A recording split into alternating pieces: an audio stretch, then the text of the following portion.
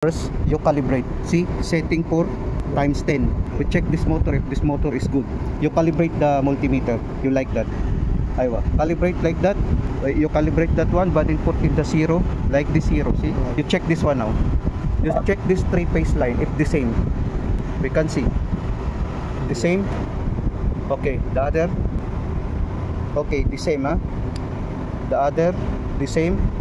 Okay, the other, the same also. The other one, the same. Okay, but then check this wire. Try to check this wire, lagim the same reading. Must be the pointer is the same reading. Yeah. Okay, the same. Okay, the other one, it's the same. The other one, you try to transfer. It's the same. Okay.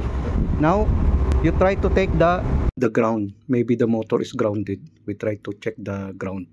You make setting here. You setting the times 100. You try to setting 100 times 100. Okay. Okay. You calibrate the multimeter. You short the multimeter. Okay, like that. You put in the zero. But then you try one for this. But then put in the body ground. Put in the body. Yes. Put here. Put here. First put in the body. These two. Here to here. You put. See. Okay, like that you put.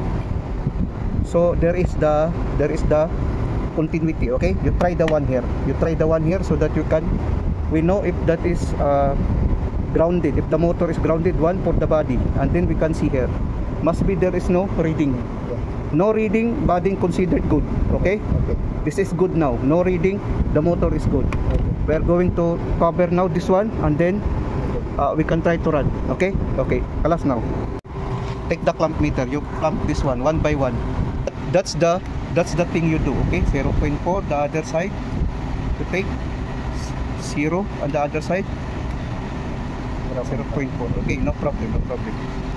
0.4 intervals, no problem.